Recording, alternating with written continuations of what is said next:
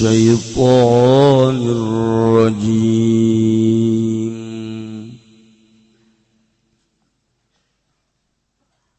Afaman assasa bunyanahu ala taqwa minallahi wa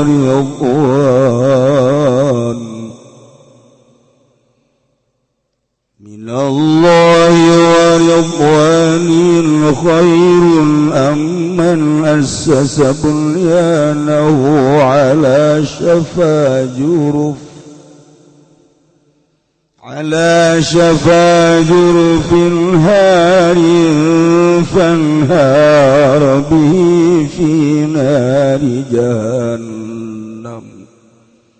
والله لا يهدي القوم الظالمين. Allahu a'lamu bimuradi. Afaman maka utawi wong asasakan ngabangun pondasiaman bunyanahu ing bangunan man ada taqwa. Ingat takwa mukhafatan minallah karena arahudi saking Allah bisa takwa kemudian mukhafatin minallah. Wa raja ridwani lan ngarep karidwan minu saking Allah khairun liku kang leuwih becik aman asasa bunyan. Ada tahu-tahu wong kang bangun pondasi aman ing bangunan iman ala syafa jurufin ing atase pinggir tarafi jurufin tegese pinggir jurang. Bidomir ra'i wa sukuniha kalawan dan domakeun ra nelan den sukunkeun ra jurufin janibin manana de lambung pinggiran kang hampir masih tegese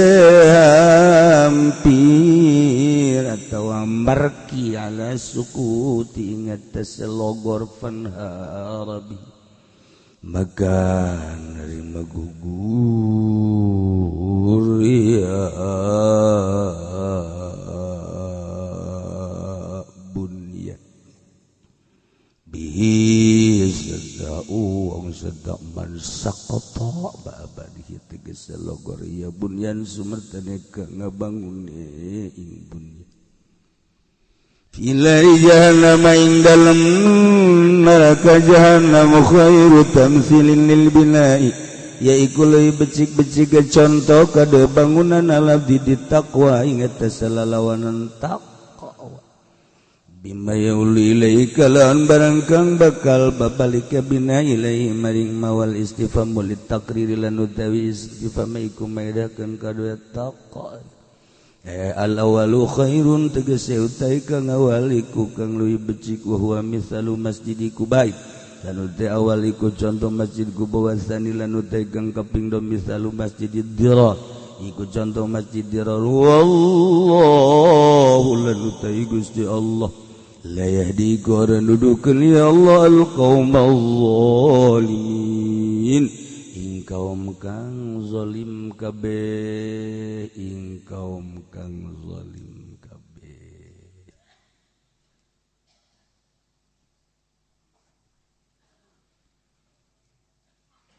Allah ngalanjutkeun wahyuna ka Kangjeng Nabi patali jeung pembangunan masjid nu hiji masjid teh la masjidun ussisa ala taqwa min awwali masjid Quba kedua mah masjid nu awal dicaritakeun walladzina takhadhu masjidan dirara wa kuffara wa tafriqan bainal mu'minina wa irsadan liman haraballaha wa rasul masjid dirar. Allah ngajelaskeun tentang karakter nu mangabang. Masya Allah Ari Masjid Quba mah dibangun ku Kangjeng Nabi beserta para mukminin atawa dibangun ku para mukminin atas perintah Kangjeng Nabi Muhammad sallallahu alaihi wasallam. Masjid Diror dibangun ke ku para kufar, para munafik. Oh, kan? Ya Allah, ya Rabb. Dijelaskan Gusti Allah tentang pembangunan Masjid Quba, tentang pembangunan Masjid Diror. Abe jelas jang manusia setelah Kangjeng, setelah sahabat, setelah tabi'in, setelah atba' tabi'in, setelah zaman kejayaan Islam, sampai Islam terpuruk, sampai jaya deui terpuruk kembali. Sampai saiki dereng menyat maning lah mengkono Islam, tapi ulah kaget Allah Maha Kawasa sata acan kafir merajalela anu gua beneran Islam bakal jaya heula. Di mana-mana berbicara Islam, di mana-mana berbicara Islam, engke jadi satu suara bakal nyak deui Islam teh. Ayeuna bae Amerika kewalahan, Soviet kewalahan. Dua di negara di dunia teh, siji Amerika atas nama Kristen, dua Soviet atas nama komunis, nu katiluna Islam atas nama Mekah. Nah, tilu we. Di dunia teh perseteruan teh terus-terusan tilu. Urang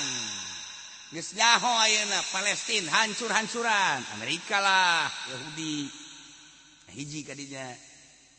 Terus Uzbekistan hancur ku komunis.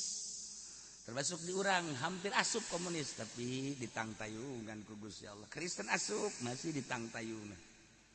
Kamari di Beleman di Cina buat di Beleman jelma di Rohingya dan sebagainya. Tapi tunggu tanggal mainna kuari sabara ribu nu konyet. Corona ngamuk. Masya Allah. Walaupun berbagai komentar, ialah virus corona asli, hina hewan-hewan. Di sisi lain anu mengomentari, ieu mah lain virus, sebab senjata pemusnah bocor. Jangan hantem mukminin muslimin negara-negara Islam bocor ti heula, bunuh dirinya. Terserah urang mah sekedar ngadengekeun komentar-komentar padahal setahun sebelumnya telah terketahui. Sebulan sebelum bocor besar-besaran Prabowo geus ngabejaan. Deuk kumaha deui? Prabowo geus ngabejaan, hati-hati. Ya, mentak dipermasalahkeun pulau tunanetra. Itu sia cicing bae goblok.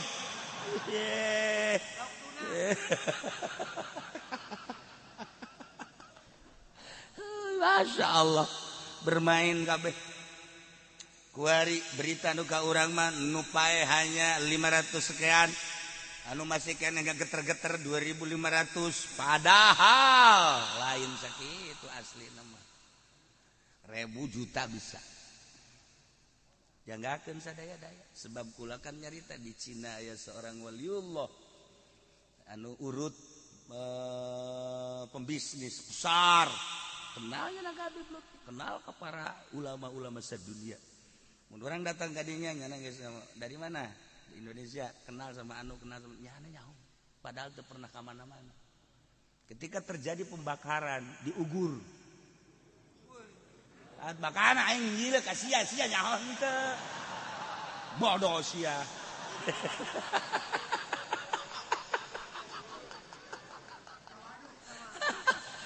Nyawa emang bodoh bae sih mah.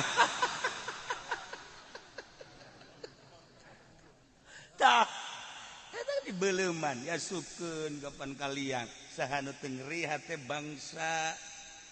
sadunia bangsa muslimin muslimat beragama Islam ngerihat tuh kabeh ge teu berdaya kan ente makan teu nyaho ketika KTT kamari gimana KTT kamari ayo kan jauh aja nama ya Allah ya Rabb dipimpin ku Malaysia berarti di mana Kuala Lumpur. Tuh, ya. Pembahasan pertama penganiayaan Muslim Cina. Itu dibahas. Ada apa sih di balik tidak pembahasan? Maka 50 sekian negara anu hadir cuma 20 negara. Sebab materina di makalah tersebut geus terketahui yang akan dibahas ini. Oh, berarti iya urusannya kemanusiaan luar daripada agama. Tidak hadir Pakistan tidak hadir, yang tidak hadir ya Yaman tidak hadir kemudian atau nama Iran tidak hadir, yang termasuk Indonesia tidak hadir. Dah hadir. Jadi forum tidak memenuhi. Karena tidak memenuhi sebab kurang daripada 50%. Bantut gitu. Lo dibahas Yaman, lo dibahas Suriah. Itu makan urusan Amerika. Tapi ketika pembahasan tentang penganiayaan Muslim di Cina, di Rohingya, mana Rohingya sih? Mana? Tuh kan? Siapa jangan dengan keetek doang.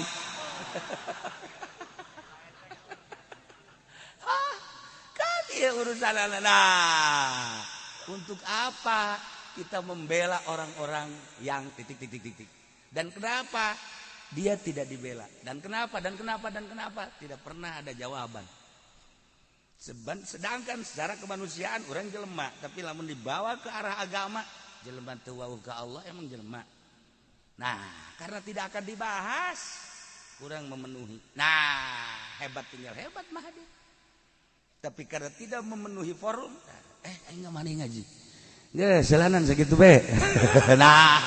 iya urusan ada langsung azab di Allah Subhanahu wa taala. Nah, ieu mah carita baheula. Carita tentang kitu Masjid Kuba jeung Masjid Diro. Bahasana babari ngeunaheun tapi hese.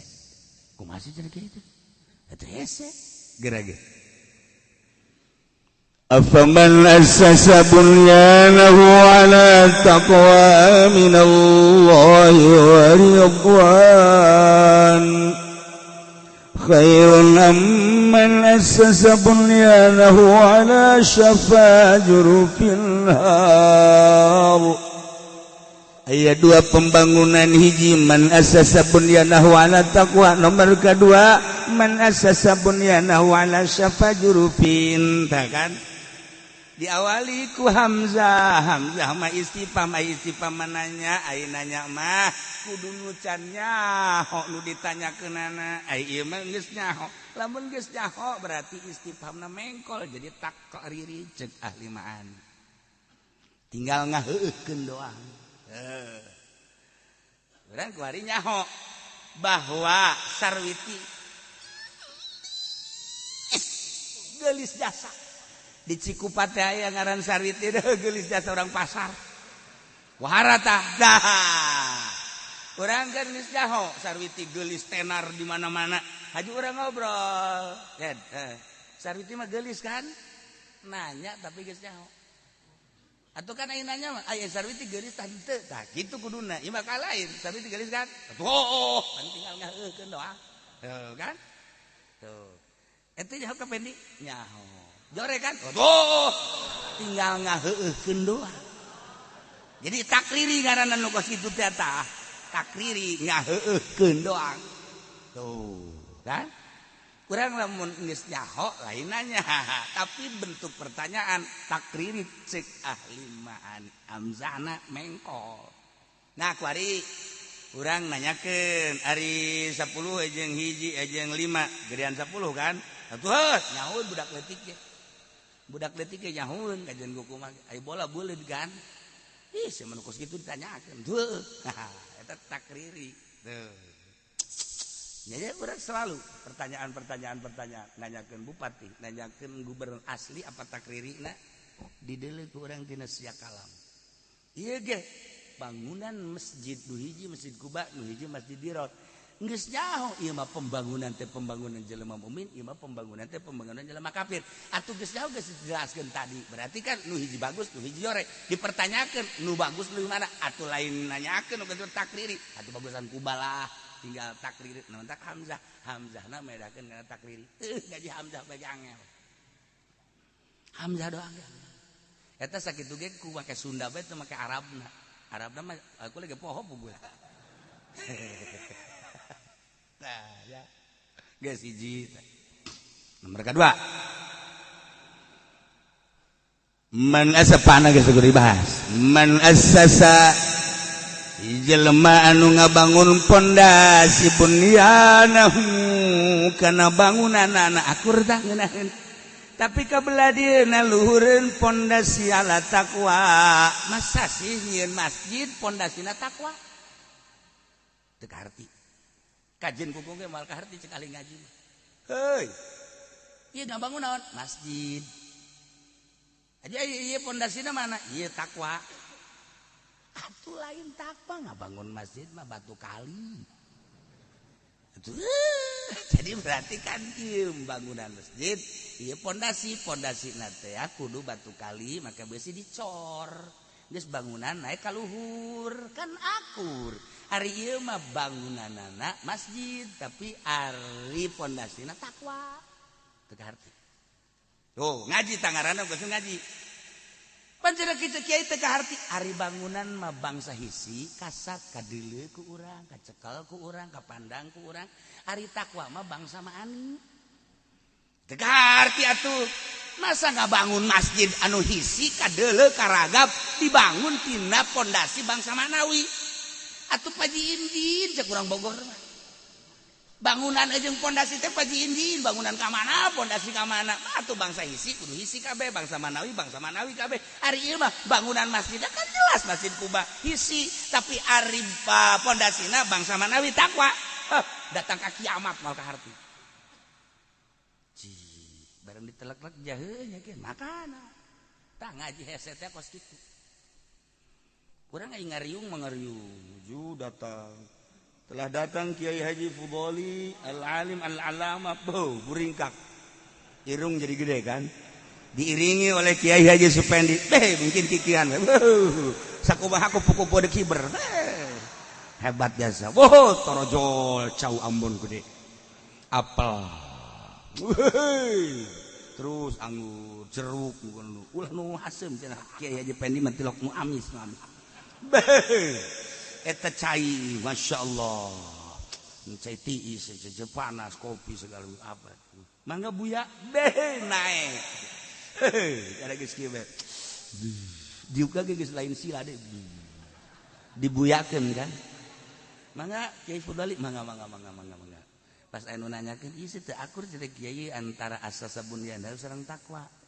ari asasa bunyana huma ieu mah urusan hisi ngabangun asli tapi pondasina takwa ieu kumaha dukanya cau Amon teu kadeuleu cau Amon geus teu kadeuleu pertanyaanna luhur tah urang aing ngariung mah asa jadi kiai tapi pas anu nanya masalah aduh sulit tah jadi kiai mah kuduna di imah di luar anu nanya masalah dah coba kiai gampang tah mulai di dieu nanyana di lu rame atuh di sepi kan nyala masalah tuh sopan sih padahal tuh bisa di gos kurang ya keur carita hese mah ngaji ngelobkeun kalimah jeung kalimah ai kiai mah bari saya carita mulai di kiai bae kau di Sukabumi Cianjur Garut Tasik Carago ngaji ieu mah urang bae ieu mah nu barodo ieu mah jeung nu barodo gerage asasa ngabangun pondasi bunyana kana bangunanan di luhureun pondasi takwa teu kaharti sebab nu matak teu kaharti Ari bunyan mah bangunan hisi kadeule ari takwa mah maknawi masa nu hisi ditendon dina maknawi teh arti hiji tak pertanyaan heset nomor kaduana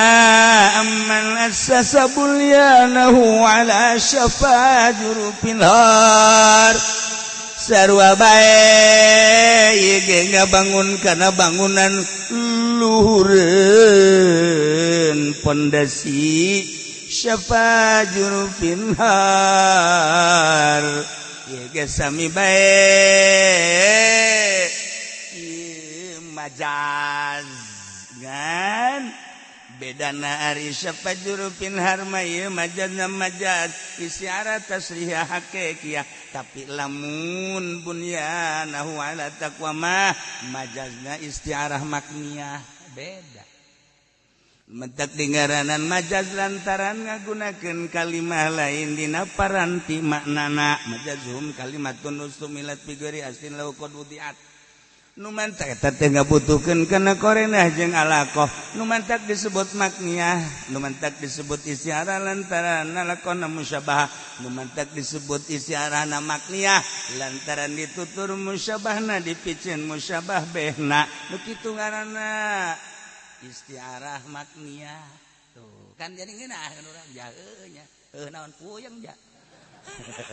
tuh itu ngaji bae ngaji bagaimana itu ngaji mah jahe Masya Allah haju ke harti baik kan ngaji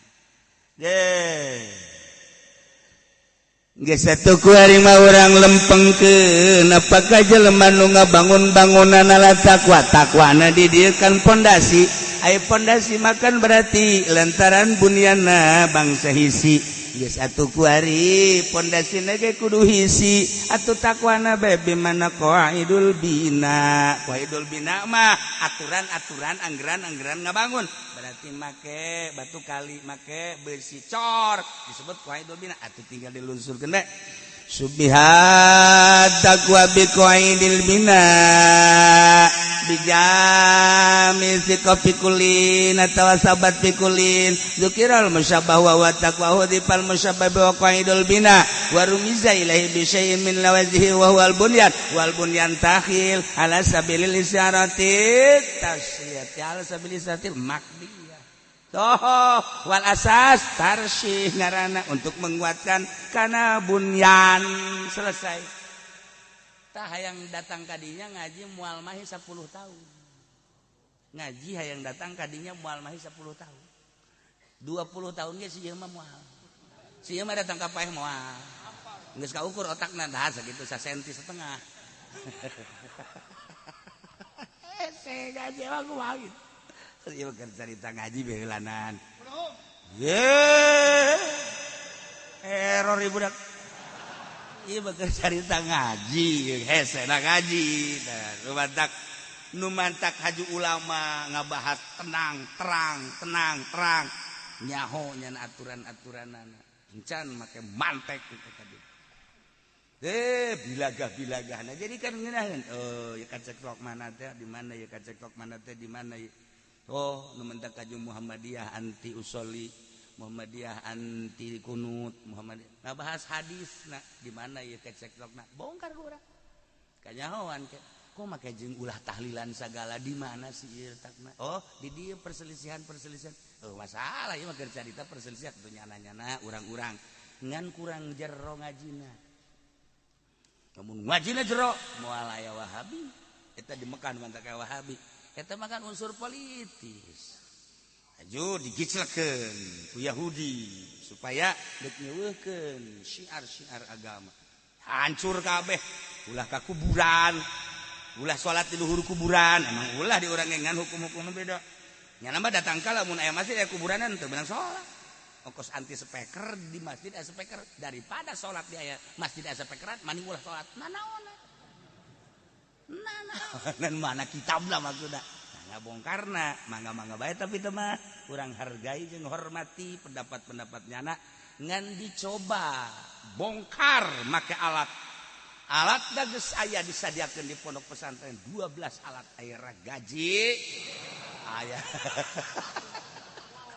ayam palu pahat gitu saja ya kabeh di badak pesantren angel ge cara sekolah make kelas saja jelema sekolah sanawiyah tilu sanawiyah lain aliyah lain si horeng gogoblogan misalnya ya Allah berjanji tengah atau dibalikin SMP lain SMA lain si horeng aliyah Allah atirillahu maqabr eta lalagaan budak santri da kuari kieu sanawiyah naon kurikulumna ayo anu handap aliyah anu ya atuh moal bisa maca kitab datang ka asli genep tahun misalnya moal sakadar kikituan doang tapi hargai sekedar pendidikan mah aya kuliah jurusan naon ya anu nu di bahasa naon anu ya jadi ku kiai mah kaukur mahasiswa moal bisa naon atuh ke situ tapi ngaji coba di pondok pesantren seberapa tahun ya 15 tahun amil diaji gurunya diaji mantek diaji darmakut diaji samsiah diaji boh ukudo juga diaji kabeh jamul jawe diaji bisa henteu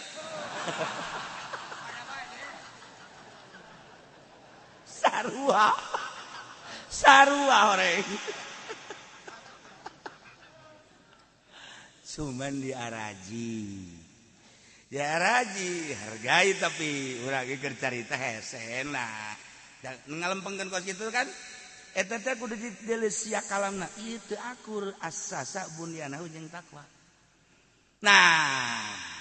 kuari kieu atuh oper deui wah ngoperna lamun tadi takwa bimakna qaidul bina ngaji ngaran haye urang ngora deui jadi asana ngaji teh ngora deui ieu pabagaean budak sebenarnya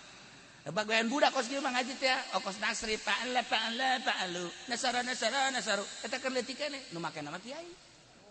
atuh nu make nama kiai kieu teu bisa nasri patuh maca kitab kumaha nah kuari oper lamun tadi takwa bimakna qaidul bina atuh kuari mah antepkeun bae takwa nabi makna takwa berarti ieu teh maknawi bunyanna bae atuh kuari mah urang oper lain bunyan sakadar bunyan tapi iman atuh mah enggak lah lamun iman bangsa maknawi takwa bangsa maknawi atuh bunyanna bae bimana iman masyaallah tah ngaji tah Imam Syafi'i Imam Maliki Imam Hambali nu kos kitu mah geus asa ngaji geus ngabongkar permasalahan teh encan di lapad-lapadna apa lapad kos apa lapad am kemudian am teh ieu teh bisa ditaksis apa henteu ditaksis sakunaon saha panteun naksisna tah deuk ngabahas teh masyaallah karim mantap lain leutik-leutik mantap ulama greget beta ka Muhammadiyah greget teh apa itu sapei ngomongnya sangeunahna bae sacablakna sungut sapei gitu ulama orang biasa diuk sia di dieu diuk ulah jeung sapei itu jeung sapei tetangga aing bae heulangan sia eta ngomong sacablakna sungut cek jelema kumaha meureun henteu jahoan ulama zahiran wa batinan teu nyahoan matak lamun jelema ngan sakadar ngaji zahir bae ribut tapi lamun teu batin moal sebab naon kabeh ge horeng nang Allah pinter urang hargai pinterna setengah pinter urang hargai setengah bodoh hargai sakitu lain teu hayangeun mun nya ge pinter moal aya ribut kiai jeung kiai ribut urusanana dunya zahir tapi lamun geus sup kana batin moal aya ribut sebab naon saling menghargai paling dilempengkeun Ibu Doli nyana ahlina di panggung atuh mangga bae nang Allah eueuh hiji gerak di luar Allah atuh mangga bae ngan sing rada lempeng bae pud kitu paling kayak gitu doang Haji Pendi atuh aya nyana kabisa memaca kutu berbani bae mah atuh mangga bae ulah sok ngomongkeun batur ai mantes mamaca teh diberkatan ulah sok ngomongkeun geus bae rada dilempengkeun teh tinggal dikitu-kitu doang atuh hargai kabeh ge eueuh hiji gerak luar daripada gerak Allah teh al-muharrik wal musakkin ngan kurang tugas ngalalempeng supaya menang ridho Allah subhanahu wa ta'ala anu dimui nu di partai kabeh ge aya hikmahan lamun eueuh kiai-kiai dimui eueuh kiai di partai eueuh kiai di organisasi henteu kumaha jadina di Indonesia secara zahir nah kajeun aya hikmahna kabeh ge ngan jangka Allah mah lempengkeun saeutik lempeng geus saya saling menghargai masa ieu mah keur ngabahas ngaji geus keur ngaji mah kumaha keur dibahas tasawuf atuh kudu jelas tasawuf mah ieu salah itu salah keur tasawuf ngaranna sufi berarti kan ieu teh keur bener-bener ngabersihan qalbu ulah aya kitu awaik di jero qalbu geus aya awaik kiai salah kabeh pamarentah salah kabeh orang di diajina keur tasawuf ketika lu diajina tafsir ieu kos kieu patali eujeun kitu perkalimah dibayanan ku urang atuh digicelekeun patali jeung hukum mengkena atuh ieu kalimat teh kalimat naon engke ngabijilikeun hukumna naon atuh kumaha nu dibahasna ieu keur carita bayan kuari batu bunyan namanya bimana iman nah lamun bunyan bimana iman takwana teu kudu dirobah atuh berarti kan bangsa maknawi sebab iman jeung takwa maknawian tapi lamun asasa jeung bunyana bangsa hisi nu jelas mah Gusti Allah teh horenganan keur ngagambarkeun iman jeung takwa nu bangsa maknawi digambarkeun ku bangunan masjid anu bangsa hisi supaya kaharti horenganan iman mah bangsa maknawi takwa mah bangsa maknawi hese di deuleuna sebab eta mah karasa ku masing-masingna jelema nu aya imanan jelema nu aya takwaan moal kadeuleukan ku urang sebab eta mah ilmuna ilmu batin maknawi rasa masing-masing paling kadeuleut teh efek tina takwa efek tina iman eta mah kan aya salah engke kadang-kadang efek mah lamun lain ahli batin deui tapi kan masih bangsa hisi tapi Allah ngagambarkeun iman jeung takwa nu bangsa maknawi digambarkeun kana masjid anu bangsa hisi ya Allah ya Rabbi encan karti keneh cenah kiai atuh aing gitu tuh kan sadita mah hese ngaji teh ya kari kuari urusanna eta mah urusan mukminin ngabangun masjid Kuba ayana kafirin jeung munafikin ngabangun masjid diror lamun ieu masalahna masalah ngabangun asasa bunyanau ngabangun masjid diror kadeuleu bangsa hisi tapi nu ngabangunanna teh ieu adalah orang-orang kafir orang-orang munafik dibahasakeunana ku Gusti Allah abe kaharti atas bangunanana syafajurupin harin syafajurupin harin teh lamun bahasa zahirna mah eta teh tebing eta teh dina jurang anu deuk ambruk tapi lain eta masa si aya ngabangun masjid Jabati Diror mah teh dibangun di jurang anu ambruk tuh kan teka harti masih Diror teh dibangun di lahan anu sakitu hebatna strategi sebab pas dihuk ka dieu ke Mekah ka dieu ke Madinah ka dieu ke Suriah eta teh kan strategi luar biasa jangka dieu petani jang supaya ngerangkum ngereikuk masyarakat tapi di dia dijelaskan man asasa bunyanahu ala syafa jurupin di luhureun pinggir jurang anu ambruk jahite tapi kan biasa kos kitu dina Quran kos kieu horenganan kakafiran kamunafikan dolal ngaranna eta teh sarua jeung syafa jurupin harin berarti atuh bajad subihad dolal bi syafa jurupin harin geus kadituna engke istiarah tasrihiyah hakikiyah ngaranna tuh malah geus tentang kasar ya. Ieu ngaji karena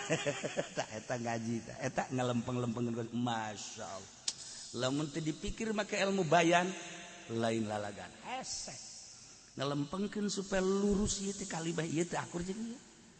Kan asasa bunyanahu ala sapaju da. Masjid teh ieu masjid Diror teh dibangun di tanah anu strategi tapi geuninganna dicek Allah ala sapajurupin harin. Dina jurang pinggir jurang anu ambruk hampir ambruk dengdek berarti kieu tah setik deui ge boro-boro kena banjir rangkas ieu mah kena cai ki isim bage ngaguli aya teh garti ya masih di tempat anu hebat berarti nu ngabangun desa nu ngabangun teh kafir ai kafir teh sasar dolal berarti nah ieu teh berarti dolal jeung kufar kakafiran disarupakeun kana syafaat jurupin harin majaz deui bae tah jadi kubatu kesimpulanana wallahu a'lam kieu takriri yakinkeun takriri perhatikeun takriri yakinkeun aku ku anjeun jelema nu ngabangun masjid Kuba nu ngabanguna jelema mukmin jelema ngabangun nu iman ka Allah jeung Rasulna dibentukeun masjid Kuba di atas pondasi-pondasi anu layak jang sebuah bangunan masjid nulir teu beda jeung takwa masya Allah karim eta teh khairun hebat bagus dibandingkeun jeung kafir anu ngebangun masjid anu dibangun aku kafir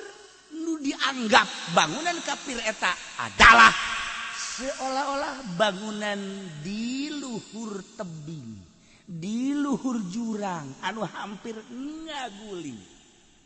tak ku bahasa kitu berarti kan berat bae di hate urang teh tasawur kagambar ku urang berarti masjid Kuba mah matinun kuat rasihun mancep hebat berarti sebab dibangun di atas pondasi-pondasi anu kokoh qawaidul bina sesuai jeung arsitekna arsitekna kan kanjeung lah arsitekna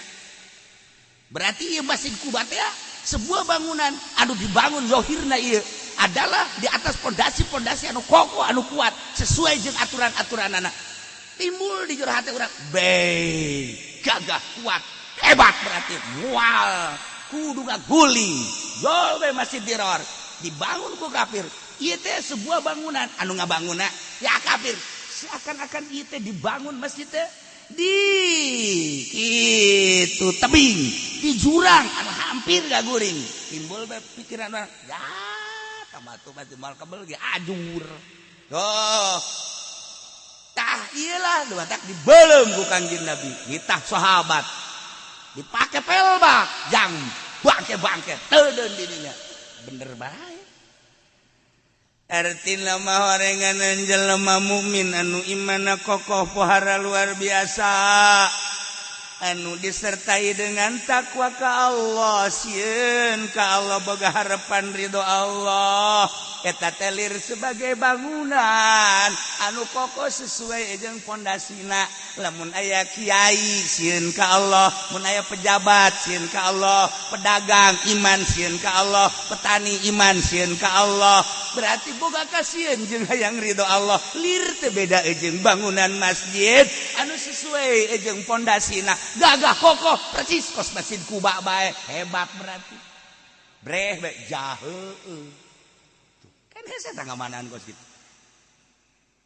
dibandingkeun jeung masjid diror dibangunna teh tama ku kafir jadi berarti kafir mah teu boga kakuatan di jerona teh sieun nya mah aya banjir sieun aya angin sieun aya wabah sieun aya sagala rupa ge sieun sebab nya ada diciptakeun ku Allah tapi teu ngimankeun ka Allah kita ngimankeun ka utusan Allah Kangjeng Nabi Muhammad malah nyaci maki ka Kangjeng Nabi Muhammad atuh eueuh nanaonan dina qalbuna pinuh kadolalan pinuh kasasaran geus jelema-jelema kafir anu pinuh kadolalan pinuh kasasaran lir teu beda jeung masjid Kuba eueuh kakuatan nanaon teu meunang manggih gering teu meunang manggih kurang teu meunang manggih saeutik haju bae stres kuari sabaraha juta jelema di Cina nu stres jutaan nu stres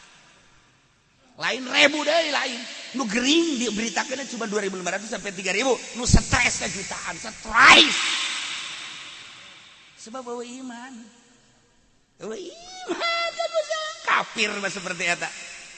Kristen geus sarua bae kafir Yahudi kafir nah eta teh teu boga kakuatan kafir rek Kristen rek Yahudi rek komunis anu teu iman ka Allah teu iman ka Kanjeng Rasulullah eta teh lir teu beda jeung bangunan masjid diror teu boga kakuatan beng pelehe oh jaheuh ja kieu tah nu mantak tinggal ragap dada urang aing teh jadi naon ku ari kiai hari aing jadi kiaina ieu dibangun kana ala taqwa waridwani minallah apa lain terserah sia kan sakieu mah takwa ai takwa teh naon imtithalul awamir wa tinabun nawahi ai mobil sia nu paranti dakwah eta teh masih geus beres tah encan berarti kan teu takwa ieu meng peleh deui siak wari jadi naon lurah siak wari jadi naon camat siak wari jadi naon bupati siak wari jadi naon gubernur siak wari jadi naon menteri siak wari jadi naon jadi presiden. Iya bangunan iman teh ala taqwa minallah wa ridwan apa teh lamun dibangun imanna di luhureun takwa jeung ridwan minallah khairun hebat berarti apapun yang terjadi dihadapi ku nyana naon bae soal-soal kemanusiaan emangnya urusan anak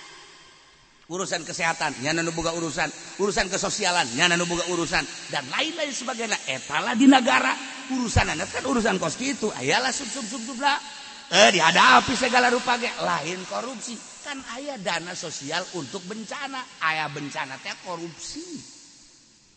di Amerika mah di urang mah eta herese ngomong cenah tapi gue lagi tapi sore tuh gitu tuh kan ente jadi naon jadi pedagang iman ka Allah iman berarti kan iya sebuah bunyan anu lir teu beda jeung bunyan iman lir beda jeung bunyan nah ieu bangunan teh bisa kuat teh imanna lamun pondasina taqwa waridwan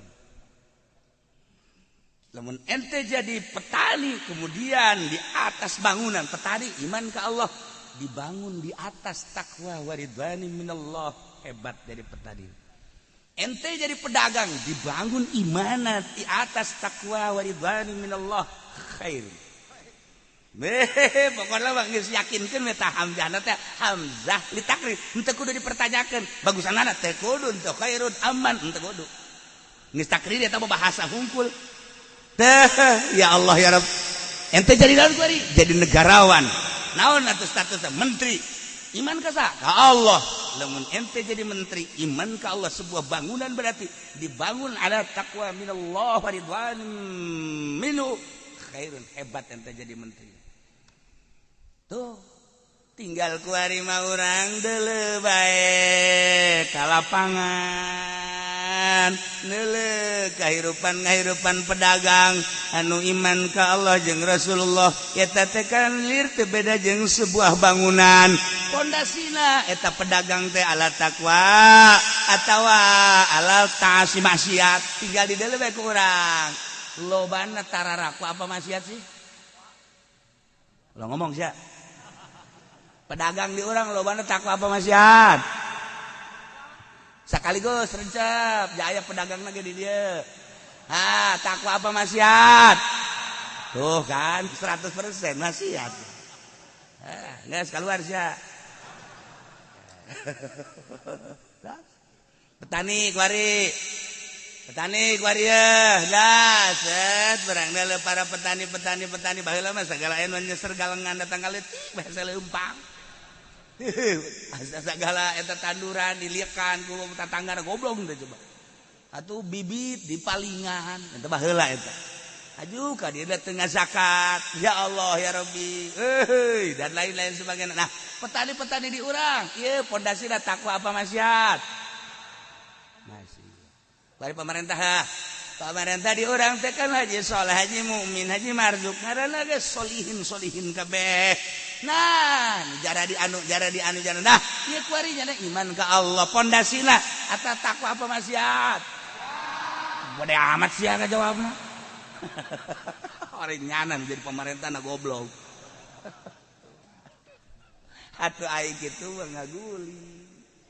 bangunan lantaran lain di atas takwa waridwani minallah atuh ngaguling teh saeutik kiai nu ngaguling kiai nu kamari madi segani haris batik pohara jasa dipenta ku urang petuah-petuahna jeung nasehat-nasehatna kuari mah kiai liwat teh ditaja kos kadal liwat lantaran naon ieu ta pondasina lain taqwa minallah wa ridwani ya karim. Masyaallah inggis bae alhamdulillah cenah kiai kunaon kula magang ngaji aya meureun bangsa 100 200 mah ajo ku ari mah henteu kunaon emang wallahu alam henteu sebab-sebab lah jatuh aya nanaon ieu pondok nang di mana ieu nang ti bupati cenah teh nanaon goblok sia eta racun eta ih baheula ieu beunang ti bupati make proposal make ngongel eta racun kecuali dibere butlak ti bapak ge jelema engke mah eureun jadi bupatina ieu mah asli ti bapak lain ti pamarentah masalah tah lamun ti pamarentah geus racun kadege ku cilisia nu mah tak yayasan jelema teh daek ngaji ka yayasan dengan sarakola doang racun gede sarakola mah atuh loba ribuan eta emang arahna kana dunia ngaji mah mana guru yayasan anu ngabagahan ngaji didarengekeun tonggengan bisa nah racun yayasan mah maju lah emang tama tuh aya manajemen atau manajemen duniawi masalah kan kula mah kerja di tapi masalah terus kan ulah aju di ceneupan gitu henteu ieu terus engke karasana mah geus pae masalah tah ieu kedogeng ieu tah kan keur akur tah di Quran kan afaman assasa bunyanahu ala taqwa minallah wa ridwani ya kan Quran ti Gusti Allah lain main-main kan berarti yakinkeun kumaneh tetepkeun di jero hate catat ulah datang ka kaluar tah hamdah takrir tah ngaranna tetepkeun di jero hate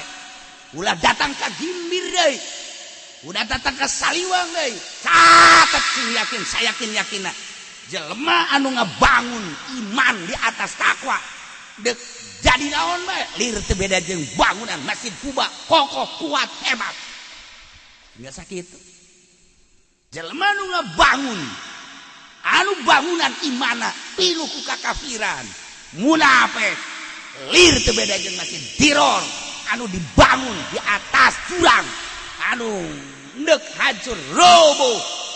teu kuat berarti nah ente kuari jadi naon apakah bangunan Masjid Kuba apakah Masjid Diror tinggal kembali ke diri masing-masing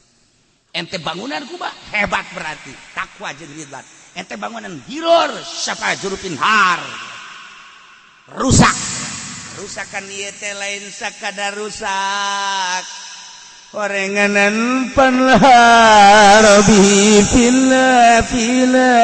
jahannam jelema nu ngabangun imanna teh pinuh ku kakafiran jeung kanipakan kamunafikan anu lir teu beda jeung sebuah bangunan masjid Diror anu dibangun tina jurang dina pinggir anu hampir ngaguling usruk panhar bihi masjidna musruk ngaguling gogor hancur beserta jeung anu ngabangunna kamana finari jahannam neraka jahanam pan diceritakeun masjid ka dina neraka jahanam atuh masjid mah dibangun sanggeus dibangun dihancurkeun beres eueuh tapi kan kelanjutanna nari jahanam korenganan kanipakan jeung kakafiran ieulah kahesean mukjizat dicaritakeun ieu teh ku Imam Suyuti hesena mukjizat Al-Quran teh kalamullah anu kaditu da al-mu'jiz nu diganjar dibacana sesuai jeung aturanana kumaha kadar kayakinanana jeung nyaho kana maknana ganjaran bakal jatuh ka jelema sesuai jeung pangartian-pangartianana anu al-mu'jiz ijazah ya sebab lawan ngalempengkeun bahasana nyinonimkeunana terus ngayakinkeunana hese cek Imam Suyuti cek Imam Ibnu Hajar jeung cek Imam Jalaluddin ieu lain lalagan ieu hese ngaranna mukjizat mun teu hese lain mukjizat ieu ge sakadar nyaritakeun kitu be ongkoh nyaritakeun bangunan tapi kadieuna nari jahanam berarti kan iman ai iman urusanna manawi ari bangunan mah urusanna hisi dilempang-lempengkeun nang manehna urang sakadar nyampekeun ge bisa sakit masih keneh mun dibongkar leuwih jero deui masih tahap kedua tina istikok anu engke bakal jadi bayan tingkat kedua ngan sakieu ge urang geus teu ngarti sakieu ge geus teu ngarti komo lamun ditambahan deui nyanana ge nyaritakeun Imam Syafi'i nyarita kabeh nyaritakeun ieu hese teu lain mukjizat lamun teh hese mah nyahona kalamullah anu al-ba'id anu hajararauh anu al-mujiz ieu sebab naon lain lalaga ada tidak hisi jadi kana maknawi ujung-ujungna mah horenganan nyaritakeun urusan bangunan iman urang manawi bangunlah iman di atas takwa waridwanin bakal kokoh jeung kuat urang bakal kapanggih ke jeung Allah atas bangunan iman urang jasad urang nama mawat dikubur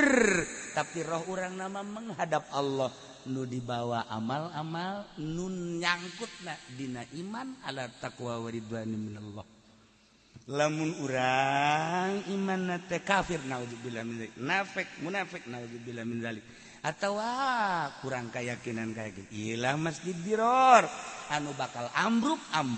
teh lain sakadar ambruk jadi mah urusan lain bangunan horeng bangunan iman kepercayaan keyakinan ka Gusti Allah jeung ka Kangjeng Rasulullah lamun ambruk panhal bihi fi nari jahannam ka jurang jahannam wallahu la yahdil qaumal zalimin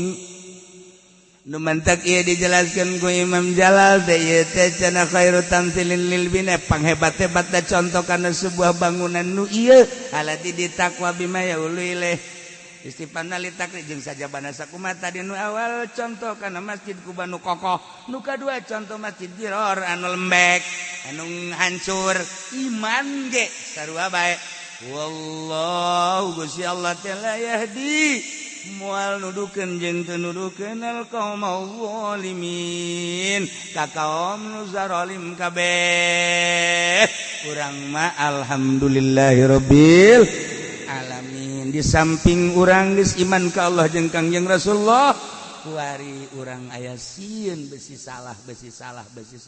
boga rasa sieun besi salah ge eta teh geus termasuk kana min jumlati penghuni sorga sieun aing besi salah sakitu ge geus aya eta teh calon sorga calon aing sieun besi salah calon eta teh mun cara kembang mah kakarak bret eta ieu nah muka beneran moal ieu kembang ieu seungit henteu ieu bakal nah ieu urang aing sieun besi salah deuk geus aya eta teh geus diawean ku bidadari pepen sini cek bidadari teh praknyanana kapan saya sekarang aja horeng kuntianak masyaallah sugan teh bidadari masih kene nyambung la yazalu bunyanum wallahu a'lam